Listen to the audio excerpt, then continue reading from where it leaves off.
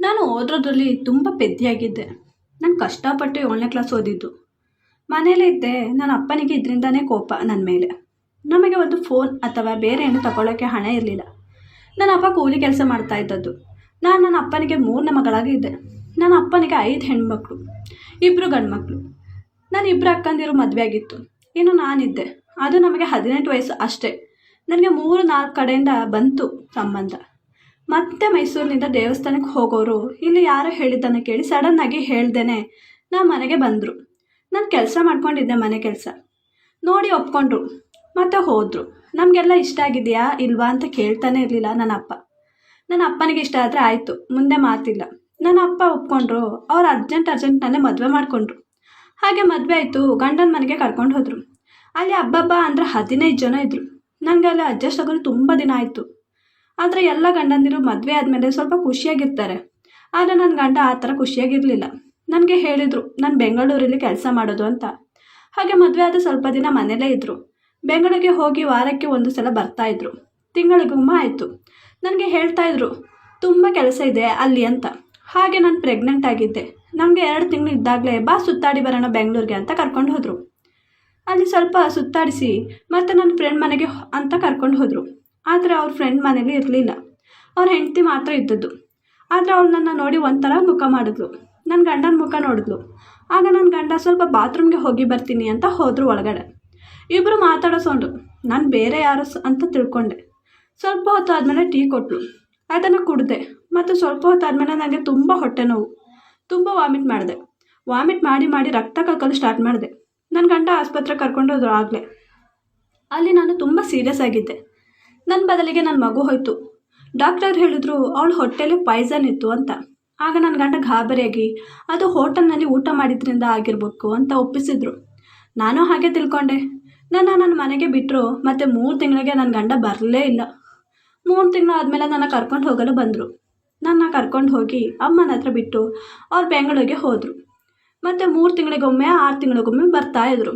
ಹಾಗೆ ನನಗೆ 2 ಹೆಣ್ಮಕ್ಳು. ಕೇಳಿದಾಗ ತುಂಬ ಕೆಲಸ ಇದೆ, ಅಲ್ಲಿ ಇರೋದು ಹೆಚ್ಚು ಇಂಪಾರ್ಟೆಂಟ್ ಅಂತ ಹೇಳ್ತಾಯಿದ್ರು. ನಾನು ಹಾಗೆ ಅಂದ್ಕೊಂಡು ಸುಮ್ಮನೆ ಆಗ್ತಾಯಿದ್ದೆ. ಒಂದಿನ ಸಡನ್ನಾಗಿ ನನ್ನ ಗಂಡನ ಅಕ್ಕ ಸೂಸೈಡ್ ಮಾಡಿಕೊಂಡ್ಳು. ಯಾಕೆ ಏನು ಎತ್ತ ಗೊತ್ತಿರಲಿಲ್ಲ. ಹಾಗೆ ಎಲ್ಲರೂ ಹೋದ್ವು. ಅಲ್ಲಿ ನನ್ನ ಗಂಡನೂ ಬಂದಿದ್ದರು. ಅವ್ರ ಜೊತೆ ಅವತ್ತು ಕರ್ಕೊಂಡು ಹೋಗಿದ್ದ ಫ್ರೆಂಡ್ ವೈಫ್ ಜೊತೆಗೆ ಇದ್ಲು. ಆದರೆ ಅವ್ರ ಫ್ರೆಂಡ್ ಇರಲಿಲ್ಲ. ನಾನು ಶವ ನೋಡೋಕ್ಕೆ ಬಂದಿರೋದು ಅಂತ ಅಂದ್ಕೊಂಡೆ. ನಾನು ಅಲ್ಲಿ ಪಾಪನ ಮಲಗಿಸ್ತಾ ಇದ್ದೆ. ಆಗ ನಾನು ಅಲ್ಲಿ ಇರೋದು ಗೊತ್ತಿಲ್ಲದೆ ಹೆಂಡತಿ ಮುಂದೆ ಮಡಗಿರೋಳನ್ನ ಕರ್ಕೊಂಡು ಬಂದಿದ್ದಾನೆ ನೋಡು, ಭಾರತಿಗೆ ಗೊತ್ತಾದರೆ ಆಗ ನನ್ನ ಹೆಸರು ಯಾಕೆ ಹೇಳ್ತಾ ಇದ್ದಾರೆ ಅಂತ ಶಾಕು. ನಾನು ಈ ಕಡೆ ತಿರುಗಿ ಏನು ಮಾತಾಡ್ತಾ ಇದ್ದೀರಿ, ಏನು ಗೊತ್ತಾದರೆ ಅಂತ ಕೇಳಿದೆ. ಆಗ ಅವರು ಗಾಬರಿಯಾಗಿ ಅದು ನೀನು ಇಲ್ಲೇ ಇದ್ದಾ, ಅದು ಏನೂ ಇಲ್ಲ ಅಂದರು. ನಾನೀಗ ನೀವು ಹೇಳಲೇಬೇಕು, ಇಲ್ಲ ಅಂದರೆ ನಿಮ್ಮ ಮಗನ ಮೇಲೆ ಆಣೆ ಅಂತ ಹೇಳಿದೆ. ಆಗ ಅವರು ನಾನು ಹೇಳಿದ್ದು ಅಂತ ಯಾರಿಗೂ ಹೇಳಬೇಡ, ನಿನ್ನ ಗಂಡನ ಜೊತೆ ಬಂದವಳು ಬೇರೆ ಯಾರೂ ಅಲ್ಲ, ಅವ್ನು ಮಡಗಿರೋನು, ಅದು ನಿನ್ನ ಮದುವೆ ಆಗೋಕ್ಕೂ ಮುಂಚೆನೇ ಮಡಗಿದ್ದ ಅಂತ ಹೇಳಿದ್ದೆ. ನನಗೆ ದುಃಖ ತಡೆಯೋಕ್ಕಾಗದೆ ಜೋರಾಗಿ ಅಳಲು ಸ್ಟಾರ್ಟ್ ಮಾಡಿದೆ. ಶವ ಎದವರು ಏನು ಮಾಡೋದು ಅಂತ ಸುಮ್ಮನೆ ಇದ್ದೆ. ಶವ ಸಂಸ್ಕಾರ ಆಯಿತು. ಮನೇಲೆಲ್ಲರೂ ಅವ್ರು ಹೇಗೆ ನಡ್ಕೋತಿದ್ರು ಅಂದರೆ ಅವ್ರಿಗೆಲ್ಲ ಗೊತ್ತಿರೋ ಹಾಗೆ. ಶವ ಸಂಸ್ಕಾರ ಆಯಿತು. ನಾನು ಹೋಗಿ ನನ್ನ ಗಂಡನನ್ನು ಎಳೆದಾಡಿದೆ ಅಳುತ್ತಾ. ಎಲ್ಲರೂ ನನ್ನ ಮುಖ ನೋಡ್ತಾನೆ ಇದ್ದರು. ಅವ್ರು ಏನಾಯಿತು ನಿನಗೆ ಅಂತ ಹೇಳಿದ್ರು. ಆಗ ಅವಳು ಪಕ್ಕದಲ್ಲೇ ಇದ್ಲು. ನಾನು ಇವ್ರ ಹತ್ರ ಯಾರು ನಿಜ ಹೇಳಬೇಕು, ನನಗೆ ಗೊತ್ತಾಗಿದೆ. ನನಗೆ ಯಾಕೆ ದ್ರೋಹ ಮಾಡಿದ್ರಿ, ನೀವು ಹೇಳಿಲ್ಲ ಅಂದರೆ ನಾನು ಈಗಲೇ ಸೂಸೈಡ್ ಮಾಡ್ಕೋತೀನಿ ಅಂತ ಚಾಕು ತೆಗೆದು ಕೈ ಮುರ್ಕೋತಿದ್ದೆ. ಆಗ ಬೇಡ ಹೇಳ್ತೀನಿ ಅಂತ ಹೇಳಿದ್ರು. ನಾನು ಬೆಂಗಳೂರಲ್ಲಿ ಕೆಲಸ ಮಾಡ್ತಾಯಿದ್ದೆ. ಅಲ್ಲಿ ನಾನು ಕೆಲಸ ಮಾಡೋವಲ್ಲಿ ಇವಳು ಊಟ ತಂದು ಕೊಡೋ ಕೆಲಸ ಮಾಡ್ತಾಯಿದ್ಲು. ಇವಳು ನನ್ನ ಫ್ರೆಂಡ್ ತಂಗಿ ಆಗಿದ್ಲು. ಅವ್ನು ಹೇಳಿದ್ದ ಅವಳಿಗೆ 3 ಮಕ್ಕಳು ಮತ್ತು ಗಂಡ ತುಂಬ ಕಾಟ ಕೊಡ್ತಾನಂತ ಅವನನ್ನು ಬಿಟ್ಟು ಬಂದಿದ್ದಾಳೆ. ಇನ್ನು ಡೈವರ್ಸ್ ಕೂಡ ಆಯಿತು. 3 ಚಿಕ್ಕ ಮಕ್ಕಳು. ಅವಳನ್ನು ಪೋಷಿಸಲು ತುಂಬ ಕಷ್ಟಪಡ್ತಾಯಿದ್ಲು. ನನಗೂ ಅವಳ ಮೇಲೆ ಸಹನ ಬರ್ತಾಯಿತ್ತು. ಮತ್ತು ಹೀಗೆ ಆಗ್ತಾ ನಾನು ಅವಳನ್ನು ಪ್ರೀತಿ ಮಾಡೋಕ್ಕೆ ಸ್ಟಾರ್ಟ್ ಮಾಡಿದೆ. ಹೇಗಾಯಿತು ಗೊತ್ತೇ ಆಗಲಿಲ್ಲ. ಸ್ವಲ್ಪ ದಿನ ಹೀಗೆ ಕಲಿತು ಇದು ನಮ್ಮ ಸಂಬಂಧಿಕರಿಂದ ನನ್ನ ಮನೆಗೆ ಗೊತ್ತಾಯಿತು. ನನ್ನ ಕರೆದು ಬುದ್ಧಿವಾದ ಹೇಳಿದ್ರು. ಆದರೆ ನಾನು ಒಪ್ಪಲಿಲ್ಲ. ನಾನು ಒಂದೇ ಹಠದಿಂದ ಇದ್ದೆ. ಮದುವೆ ಆದರೆ ಅವಳ ಜೊತೆನೇ, ಇಲ್ಲ ಅಂದರೆ ನಾನು ಸತ್ತೋಗ್ತೀನಿ, ಇಲ್ಲಿಗೆ ಕಾಲ್ ಕೂಡ ಮರಗಲ್ಲ ಅಂತ. ನನ್ನ ಅಪ್ಪ ಅಮ್ಮ ಹೆದರಿ ನಾನು ಇಲ್ಲಿ ಇದ್ದಾಗ ಅವಳನ್ನು ಕಿಡ್ನಾಪ್ ಮಾಡಿ ಅವಳನ್ನು ಚೆನ್ನಾಗಿ ಹೊಡೆದು ನೀನು ನಾವು ಹೇಳ್ದಂಗೆ ಕೇಳಬೇಕು, ಇಲ್ಲಾಂದರೆ ಅವಳನ್ನು ಸಾಯಿಸ್ತೀವಿ ಅಂತ. ನಾನು ಅವಳಿಗೋಸ್ಕರ ಹಾಂ ಅಂದೆ. ಮತ್ತೆ ಹೇಳಿದೆ ನಾನು ನೀವು ಹೇಳ್ದಂಗೆ ಕೇಳ್ತೀನಿ, ಅವಳನ್ನು ಹೊರಗಡೆ ಬಿಡಬೇಕು ಅಂತ. ಹಾಗೆ ಪ್ಲ್ಯಾನ್ ಮಾಡಿ ಇಲ್ಲಿ ಎಲ್ಲೇ ಹುಡುಕಿದ್ರು ಹುಡುಗಿ ಸಿಗೋಲ್ಲ ಅಂತ ನಿನ್ನ ನೋಡಿ ಬೇಡ ಅಂದರು. ಬಲವಂತವಾಗಿ ಮದುವೆ ಮಾಡಿಸಿದ್ರು. ಅವಳನ್ನು ಹೊರಗಡೆ ಬಿಟ್ಟರು. ಆದರೆ ನಿನ್ನ ಮದುವೆಯಾಗಿ ನೀನು ನನಗೆ ಇಷ್ಟ ಆಗಲು ಆದೆ. ಇವಳು ನನ್ನ ಹತ್ರ ಫೋನ್ ಮಾಡಿ ಒಂದು ಸಲ ಕರ್ಕೊಂಡು ಬನ್ನಿ ಅಂತ ಹೇಳಿದ್ಲು ನಿನ್ನ. ನಾನು ಆಗಲ್ಲ ಅಂದೆ, ಆದರೂ ತುಂಬ ಬಲವಂತ ಮಾಡಿದ್ಲು. ನಾನು ನೋಡಬೇಕು, ಅವಳು ನನ್ನ ತಂಗಿ ಥರ ಅಲ್ವಾ ಅಂತ ಹೇಳಿದ್ಲು. ನಾನು ಹಾಗೆ ಅಂದ್ಕೊಂಡು ಅವಳು ಅಷ್ಟು ಹೇಳ್ತಾ ಇದ್ದಾಳಲ್ಲ ಅಂತ ಅಂದ್ಕೊಂಡು ಕರ್ಕೊಂಡು ಹೋದೆ.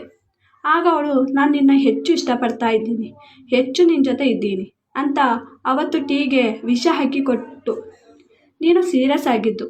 ನಾನು ಅವಳನ್ನು ಹೊಡೆಯಲು ಹೋದಾಗ ನೀವು ಅವಳ ಜೊತೆ ಹೆಚ್ಚು ಇದ್ದರೆ ಇವತ್ತು ಬದುಕಿದ್ದಾಳೆ, ನಾನು ನಾಳೆ ಅಲ್ಲಿಗೆ ಹೋಗಿ ಹೇಗಾದರೂ ಸಾಯಿಸ್ತೀನಿ ಅವಳನ್ನು.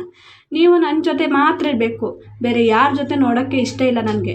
ಹಾಗೆ ಅವತ್ತಿನಿಂದ 3 ತಿಂಗಳಿಗೊಮ್ಮೆ 6 ತಿಂಗಳಿಗೊಮ್ಮೆ ಹೊರಗಡೆ ಕೆಲಸ ಇದೆ ಅಂತ ಸುಳ್ಳು ಹೇಳಿ ನಿನ್ನ ಹತ್ರ ಬರ್ತಾ ಇದ್ದದ್ದು.